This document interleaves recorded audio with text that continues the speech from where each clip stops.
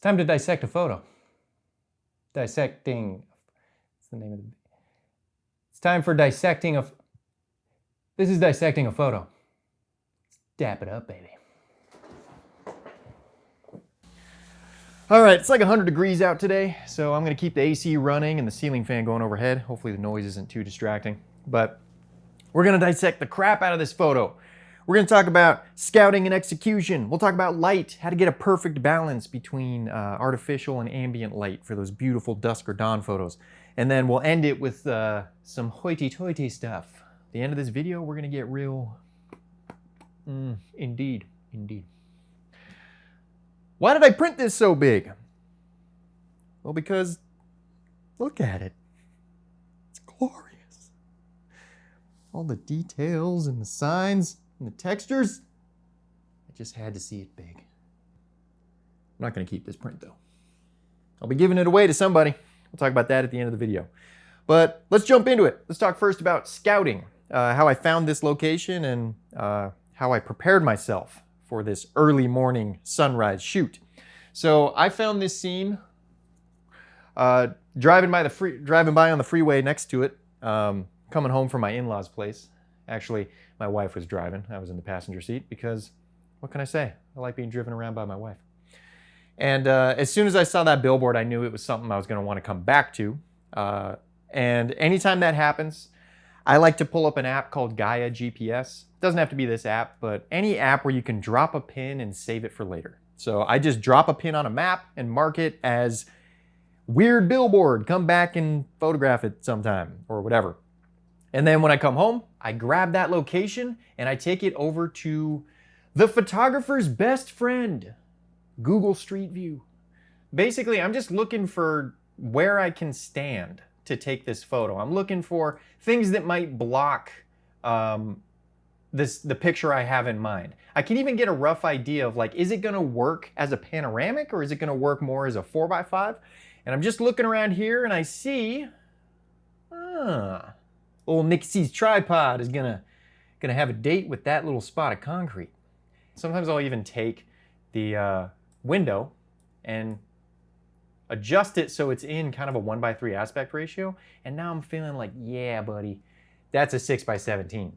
Now, the other thing I'm looking for on Street View here is where I'm gonna be able to park, where I'm gonna be able to set up camp. Because if it's all just private parking lots around there, I may have to walk quite a bit, and that'll tell me I need to get there earlier. But I can see right here, beautiful curb parking right next to my spot. So this is gonna be easy peasy, baby.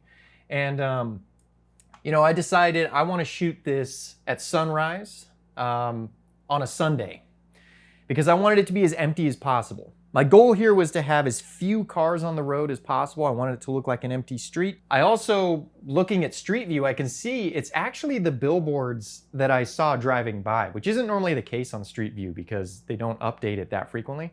But they happened to update Street View in July 2024.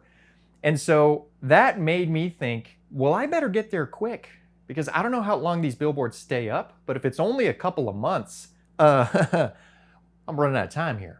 So I tried to plan it for as soon as possible, but because I'm a super nice guy, I didn't want to wake up my wife at 4:30 in the morning to go take a dumb picture. So I planned it for when she was going to be out of town again. So I planned it for the next Sunday when she would be gone and set my alarm for 4:30 in the morning. Wanted to give myself about 40 minutes to get up there, and I wanted to get there a full hour before sunrise. Because I want to get familiar with the location for about 10 minutes, and then the pictures actually start about 30 minutes before sunrise, so I want to have time to set up my camera and all that. So set my alarm for 4:30, but because it's me, I woke up at 4:15 on the dot with no alarm, because that's how my brain works. Hey buddy, you gotta wake up at 4:30? I'm gonna rob you of another 15 minutes. Just because it was pretty empty. It's just me, the tweakers and hookers. But you know, they were all nice. I didn't have any issues with them. And sat in my car for a little bit until the light got to where it was. A frustrating thing for me for dawn photos versus dusk is I always end up getting rushed. I don't know what it is about dawn, but it seems to creep up on me that the light is getting away from me. It doesn't happen at dusk. at the end of the day, I feel like I'm seeing it coming and I'm kind of getting ready for it. But dawn, I'm like setting up. I'm like, yeah, I probably got like 5 minutes before my first shot. Holy shit, the light's looking great. And then I got to kind of hustle. So I felt pretty rushed. That's why I have no video of me on location. So sorry, but I have no B-roll shots, no iPhone footage of when I took this picture. But hopefully I will spin quite a yarn with my words to make up for the lack of visuals. So that was the scouting. In terms of execution, I, of course, shot it on my Shenhao TFC 617A. I used a 90mm lens that gave me just barely the height that I needed to get all the way up to the billboard. Gave me the perfect width. It's like it was made for me to stand at that spot with a 90mm. It's perfect. Because it's the 90mm, I had to use the center ND filter, which holds back 1 1/3 stop of light. And that just gets rid of the natural vignette you get on a 90mm when shooting 6x17. By the way, I don't often use the center ND filter on the 90 if I'm shooting 4x5. The negative isn't really big enough to get into the vignette territory of the lens. Now, because the center ND holds back 1 1/3 stop of light, I opted for Portra 400 instead of Portra 160. Normally I would do 160 on this, but I did 400 because using a filter that holds back 1 1/3 stop, that means I have to rate my film at ISO 160 if it's Portra 400. If I'm using 160 film to begin with, I have to rate the film so low that the shutter speeds get really long. So I'd be getting into like 30-second, 1 minute, 2 minute exposures. And I just couldn't do that here because although it was Sunday morning and it was pretty empty, it wasn't completely dead. There was cars coming by every now and then, and I wanted as few streaks as possible. And I just didn't want the shutter speeds to go too long. By the way, there is one streak here. You can see the tail light in the back there. Not crazy about that. I wish it was completely empty, but you know, you gotta take what you can get. I toyed with removing that in Photoshop. I'm not gonna lie, I thought about it, but it just felt icky, so I didn't do it. So I left that tail light streak there. But I shot 2 rolls that morning, which is kind of a lot. I normally just do like 1 roll, but the first roll was completely botched because I just kept having cars come into the scene. I thought it was empty. I would start my exposure and then I would let the 6-second exposure elapse and a car would come in. So the first 4 frames were all ruined. And then this was the first frame of the second roll. And that got me what I want, except for that 1 little streak, but no big deal. I used rise on the lens, so kept my camera level, keeps all the lines vertical, and then I just used rise to get the framing I want. No shift, because I'm not shooting directly to the face of a building. No reason to use shift. And where I was standing was directly under a street light, so it was right above me. And that can be difficult because that'll put flare into your lens because you got that, that extraneous light coming in. So that's where this bad boy came in handy. And I wanted to share this with you because I think it's a good thing to have in your bag. This is a little flag that attaches to a camera hot shoe, or in this case, cold shoe. My camera has a cold shoe back here, so I just attach this thing, and then I can move the flag around and lock it in place. And I love this little accessory. I'll put a link to it in the description, but I have one of those for my digital camera bag and one for my large format bag, and really, really handy to have. Something I really love about this photo. The street lights here, the traffic lights rather, show red and green. First, I'll explain how that happened and then why I like that so much. So the way that happens is over the course of a long exposure, if the beginning of the exposure has, say, the red light, and then before the exposure is done, it switches to green, they both show up in the scene. If I waited even longer, the yellow would eventually light up and then all 3 would be lit in the scene here. But I got just the red and the green. I'll be honest, that was pure dumb luck. I didn't intend to do that, but when I got the negative back, I was so stoked about that. Because If you know anything about me, you know probably my biggest influence in photography is Gregory Crewdson. I love his work. You can very much see his influences in my work, especially on a picture like this. But Gregory Crewdson has a trademark in his photos. Whenever he shoots a scene that has a traffic light, the traffic light is always on yellow. Now, he runs massive productions, so he probably has like a city engineer that goes around and actually sets it to yellow, so he doesn't have to time it or anything, but he always sets it to yellow, and I really like that about him. It's kind of this little Easter egg that says, hey, this is Gregory Crewdson. Mine is the exact opposite. Red and green, no yellow, and I love that because it's kind of a nod to Gregory Crewdson and how much I am inspired by, ripping off his style, but also says, I'm trying to make it my own. So Gregory Crewdson inspired, but Nick Carver original. So that's it on the camera, technical stuff, and the execution and scouting. Let's talk about the light. And you know, last time I did a dissecting a photo, I did a whole in-depth anatomy of a sunset, and I got such great feedback on that. I love how interested all you guys were in understanding how sunsets work. This light, not quite as complicated, so I don't really have quite as thorough of an explanation. I hope it doesn't disappoint here. But you can bet your ass I have some poorly made graphics that over-explain a pretty simple concept. So let's take a look at those. So when you're faced with a dawn or dusk scene like this one being dawn, of course, you have different parts of the scene that have different intensity of light. You have a bunch of artificial lights, and those have different intensities, and then you have the ambient light, which has its own intensity. And we're gonna kind of map those onto a really simple graph here of light intensity. Don't think stops or EV or anything like that. This is much dumber. It's just a simple, is it darker or lighter than this other thing? And I'm gonna say artificial lights are just kind of right in the middle. They're not super bright, they're not super dim, they're somewhere in between. Now, of course, they run the gamut. Certain lights are much brighter than other artificial lights, but for the most part, let's just say they're right there. Now, if I go to take a picture at high noon on a clear day, the ambient is gonna be way up here. It's gonna be very, very bright because, of course, sunlight is about as bright as it gets, buddy. And if I'm taking a picture in the middle of the day, I'm gonna adjust my exposure to correctly expose the ambient light. Now, if I do that, the artificial lights, even if they're on inside a building, let's say, they're gonna be below the exposure latitude of the film. So they will actually come out very, very dark, if not completely black, because they are beyond what the film can actually record. And so you end up with a picture like this, where this liquor store, the lights are on inside. And there's actually a lot of lights in there. They're all turned on, and yet it looks black in there. And that's because I'm exposing for the ambient light. I wanna make sure the asphalt and the concrete and the trees and the sky and the building all look good. And so I have a pretty short exposure, and that's not long enough for the artificial lights to burn in. And so that's a typical daytime exposure.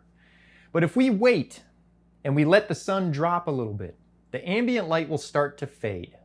And it's getting darker and darker and darker, but the artificial lights aren't changing because they're electronic lights. Unless someone adjusted the dimmer on the wall, they're gonna stay the same. And so the ambient just starts to work its way towards the artificial lights.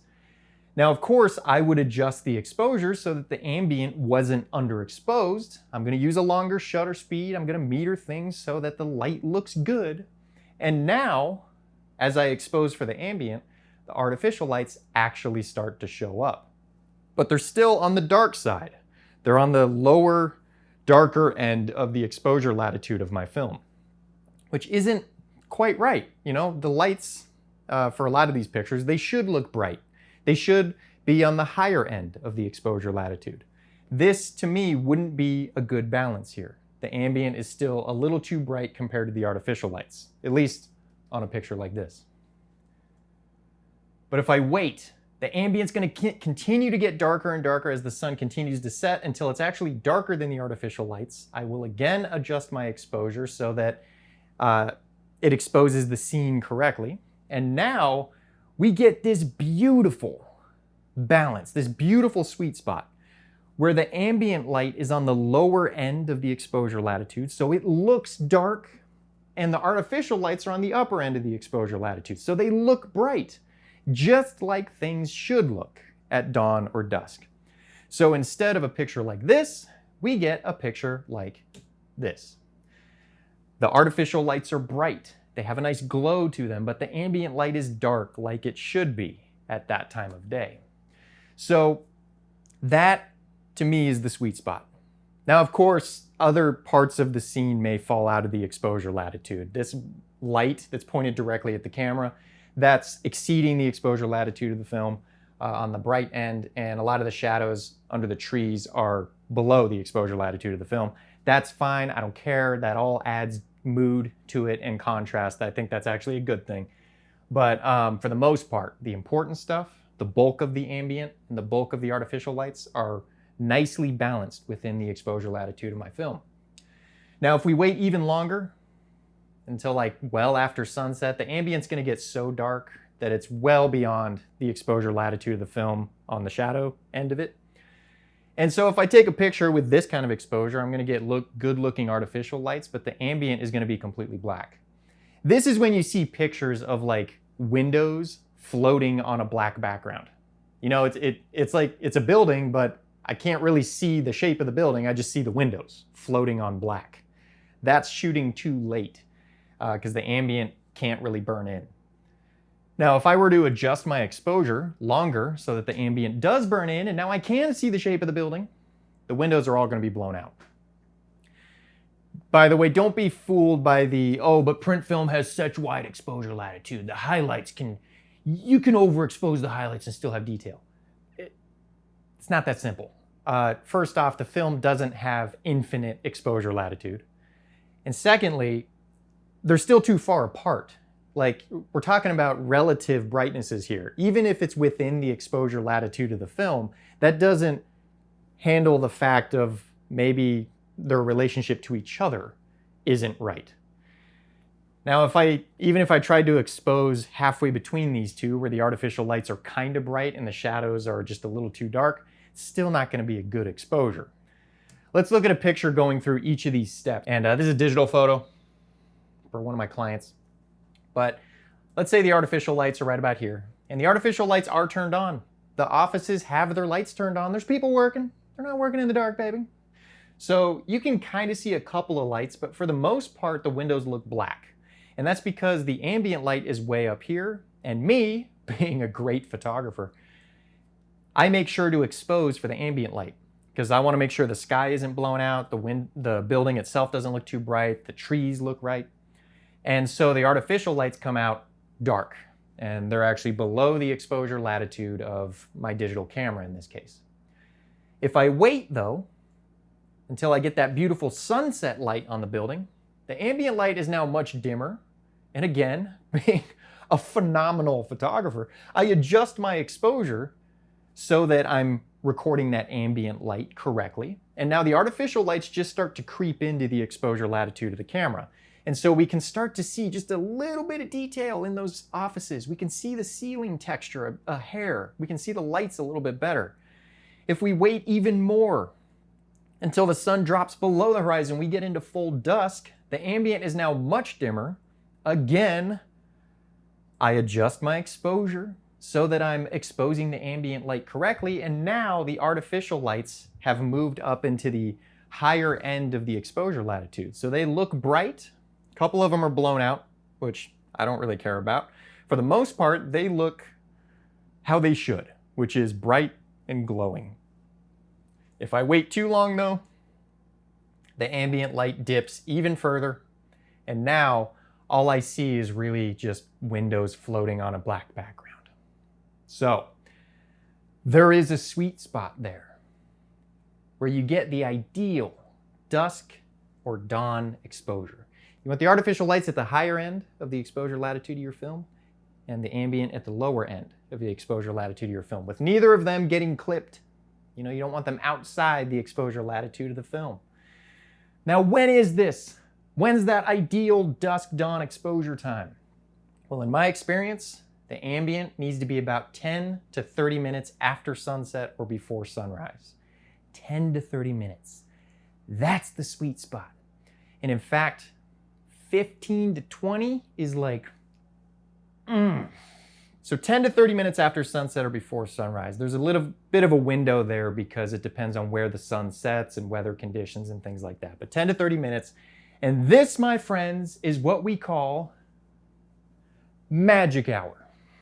And it's called magic for a reason. If you wait too long, the ambient light, let's say 35 minutes plus after sunset or before sunrise, you're going to start to get ambient light that's too dark, and you're outside of magic hour. You shoot too early, 0 to 10 minutes after sunset or before sunrise, the ambient's gonna be a little too bright. It's gonna look flat, and it's not really gonna look like nighttime. You want that magic hour sweet spot where the ambient is dark enough and it's got that deep, rich blue magic hour color. It's bathing the landscape in its beautiful, soft blanket of light, and the artificial lights are popping nicely against it. That's when you want to hit that dawn or dusk magic hour time. By the way, this sweet spot, don't take 10 to 30 minutes and chisel it in stone. It depends on what latitude you're at and what time of year. It varies. So you have to get out there and practice and find out when the sweet spot is for where you are for your time of year. Now, there is one element that can shit all over your beautiful, perfectly timed magic hour. And unfortunately, it's becoming more and more common as the years go on. And that is LED lights. Also known as the surface of the sun. LED lights are a scourge on society. Yeah, I said it. Someone had to. Oh, but the energy savings. All right, look, you can't deny the energy savings. LEDs are pretty great. And they look a lot better than they used to. You know, they got some nice color to them now. They handled that ugly flicker, it seems. But still, LEDs are way too effing bright today. It drives me insane, and I feel like I'm the only person that notices it or is driven nuts by it. But you walk around for a lovely evening walk, and instead of being under this nice, soft, ambient light that makes you feel like you're walking around town and just having a nice, mellow time, you walk around, it's like, my night vision, it hurts. You look up at a light accidentally, it burns a hole in the back of your head. Like, they're too effing bright. It doesn't feel like nighttime anymore. Now, why are LEDs so effing bright today? Because when you think about it, they don't need to be. If you have an old incandescent bulb that's putting out 100 lumens, just pull out the bulb and put in an LED that puts out 100 lumens. Then you get the same light, but with a massive energy savings. But that doesn't seem to be what we do. We say, hey, let's take out that old incandescent bulb. What's it put out, 100 lumens? Here's a new LED, 10,000 lumens. Sounds good. And then we put it in, and now we're all basically living in an operating room 24/7. Terrible. But I have a theory on why LEDs are way brighter than they need to be, based on no scientific research, but just my understanding of human nature. Here's what I think happened. Before the days of LEDs, lumens were expensive. It cost a lot to put out a lot of light because they used a ton of energy. They put out a ton of heat. So imagine you're putting up a street light. You work for a city and you're putting up a street light. You're going to put this light way up in the sky, and it needs to illuminate the ground so people can drive around and walk. You're going to put a light up there that is just barely bright enough, because we're not going to pay out the ass illuminating the whole town way brighter than it needs to be. And not only that, because these lights are so inefficient, we're going to build a lens in front of it. A nice lens that directs the light to where it should go. We're not going to waste lumens illuminating a bunch of stuff that doesn't need to be lit. We're going to send it right down to where it needs to go. And so you ended up with this beautiful light that was directed, but soft and not too bright. But then LEDs came along. And it seems like every city and business said, hey, we need to replace those old sodium vapor lamps with some new LEDs. What the hell? Let's make them an ugly blue while we're at it. And don't bother with the lens. LEDs are cheap. Just put 100 more LEDs up there. And then that'll put out enough light to eventually reach the ground. Sure, when people walk by and look up at it, they'll feel a slight pain in the back of their eyes, but you know, they'll figure it out. Don't look up at the lights.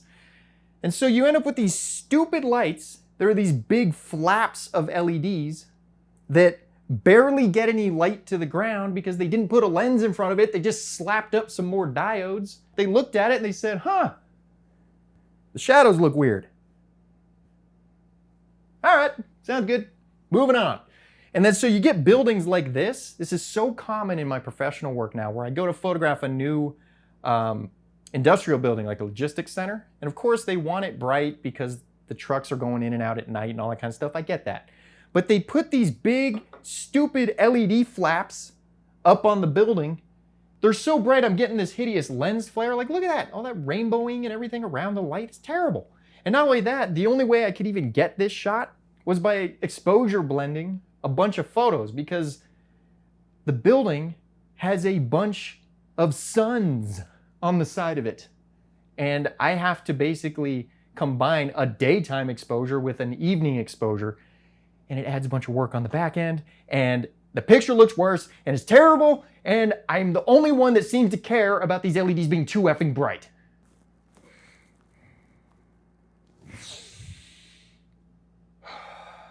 Serenity now. All right, blacked out for a minute there.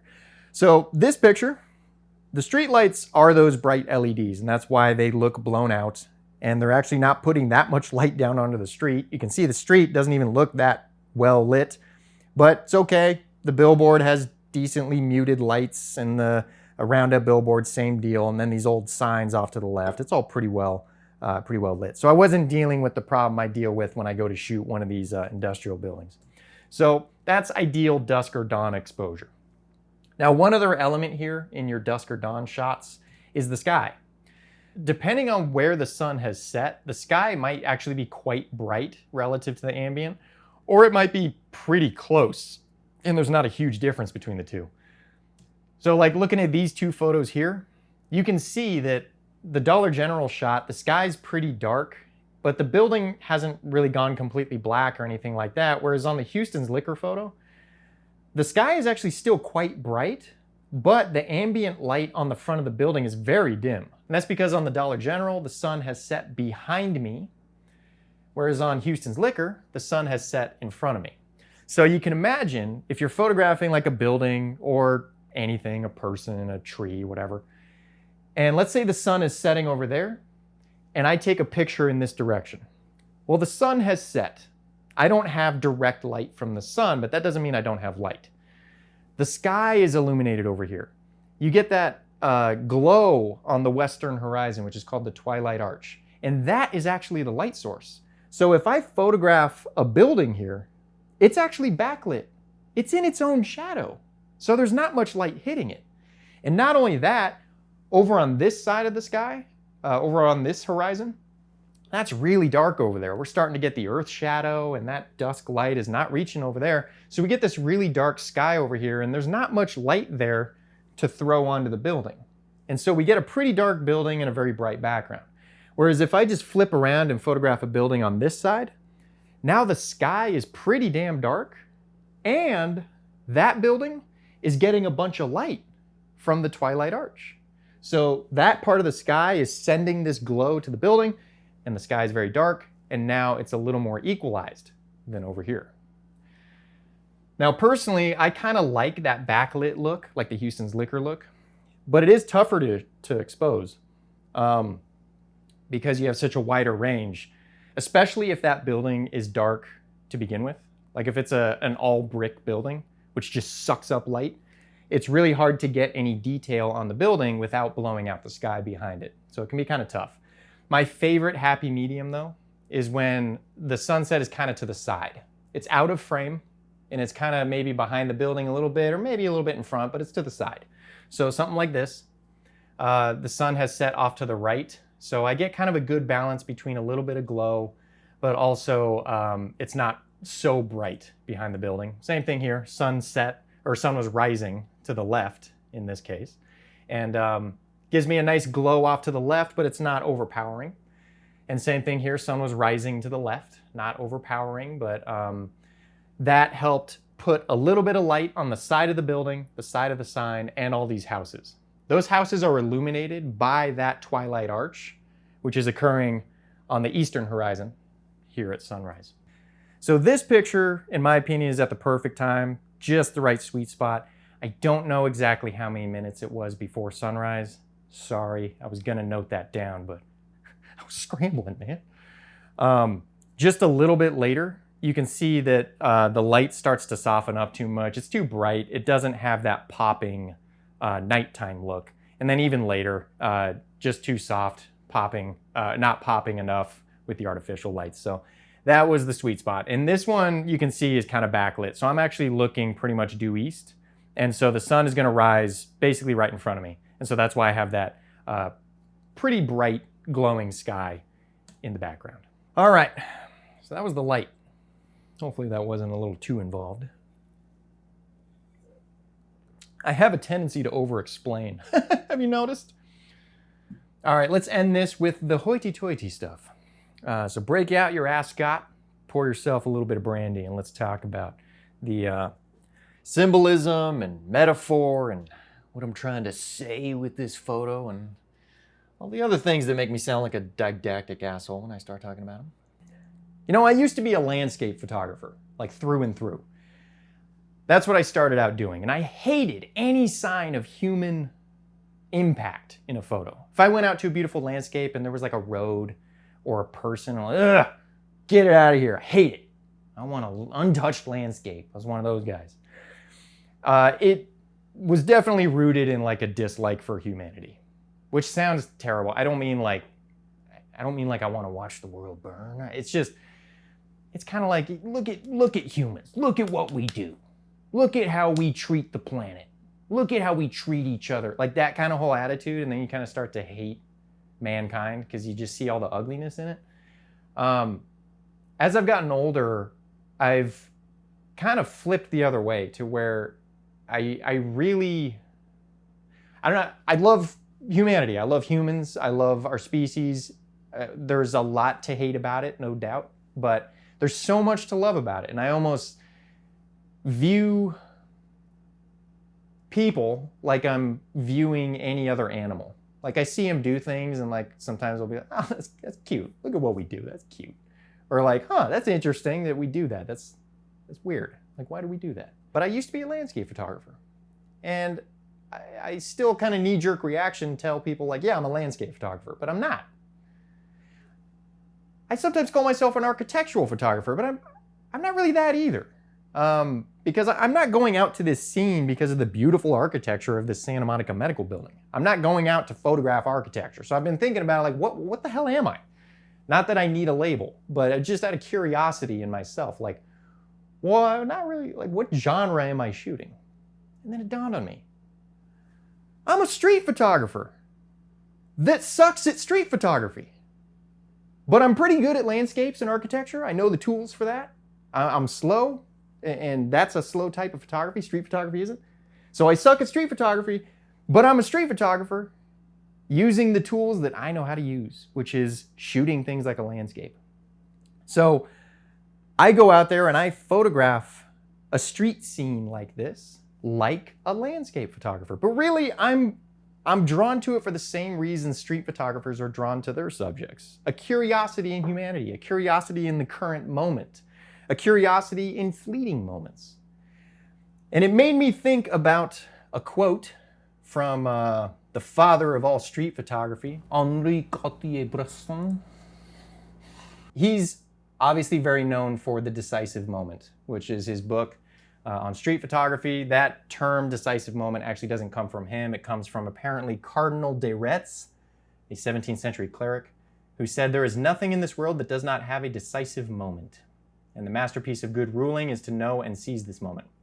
But then Henri Cartier-Bresson, in his book, said, "Photography is the simultaneous recognition in a fraction of a second of the significance of an event as well as of a precise organization of forms which give that event its proper expression." So it's identifying a moment, a split-second moment. And that sentence rings true with me more than it ever has. and I feel like it's very descriptive of what I'm doing these days with my photography, with one key difference. In a fraction of a second. Well, if you watch my channel, you know I've established pretty thoroughly that I'm a little slow. So I can't really do fractions of a second. I don't really see moments in fractions of a second. I'm not that kind of a street photographer. That's what I mean by I'm a shitty street photographer. I'm working on a much longer timeline because of my slow shooting process, because of my slow brain.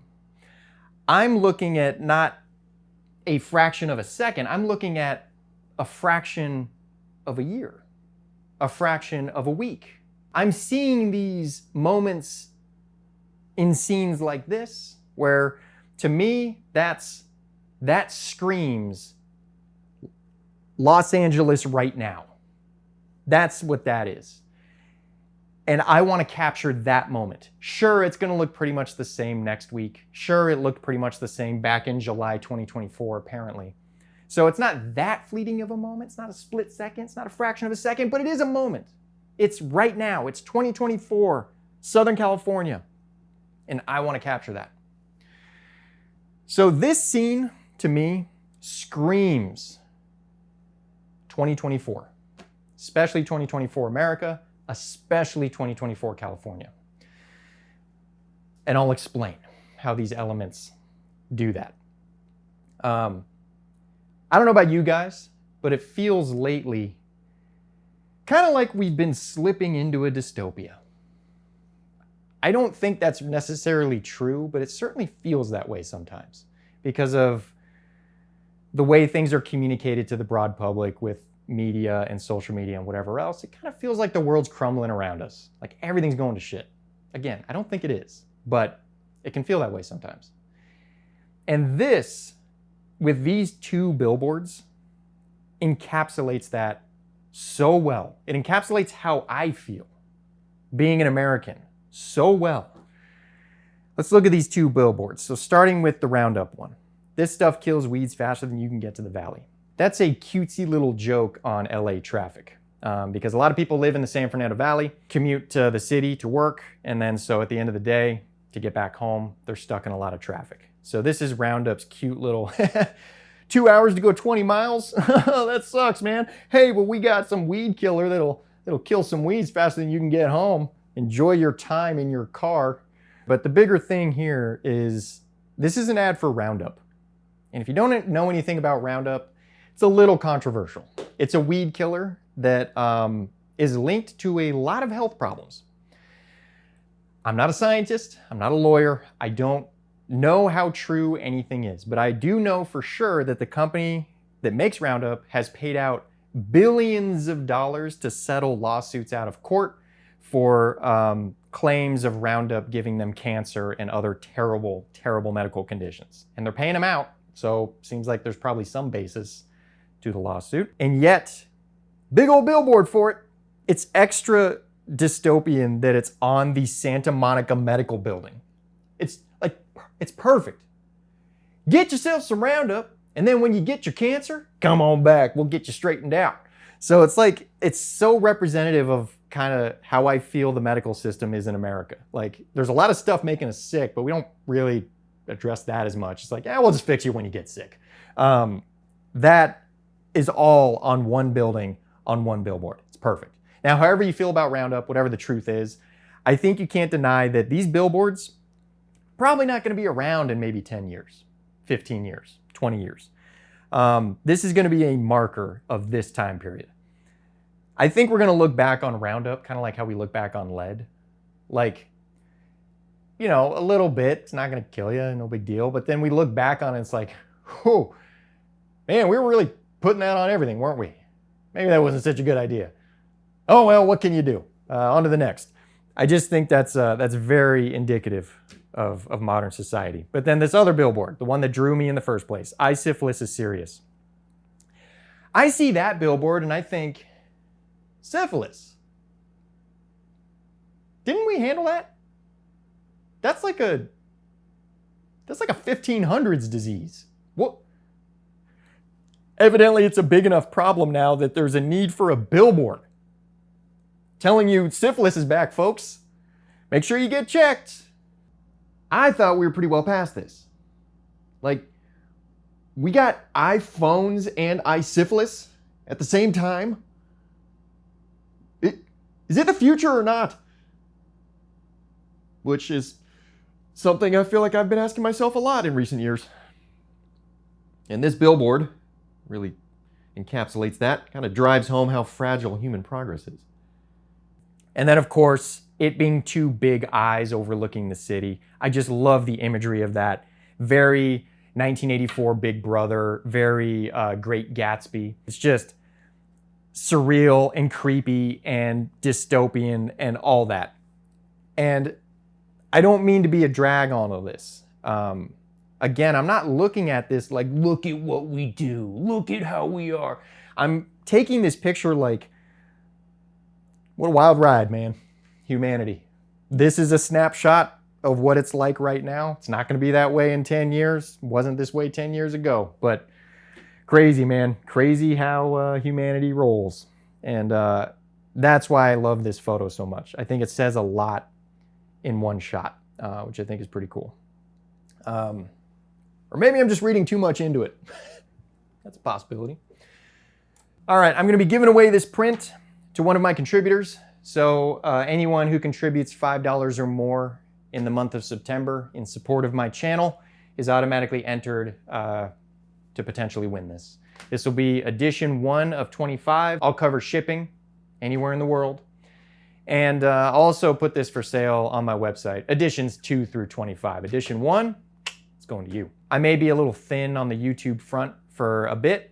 I've begun work on my next online course. I'm going to be doing an online course all about color management, ICC profiling, calibrating your monitors, calibrating printers, and then also printing, getting files prepped for print, getting good quality prints like this bad boy. And I'm going to be putting that together in an online course or two. They take a lot of work, so I'm going to be working on that as much as I can. And that means YouTube might take a little bit of a backseat. So if you're a monthly contributor and you don't want to keep that going while I may be a little thin on YouTube, just log into PayPal and cancel or pause your monthly subscription. But that's it. Another dissecting a photo in the bag. Seems the trend on these is they go way longer than they need to. So if you saw through all the way to the end, thanks for watching, and we'll see you next time.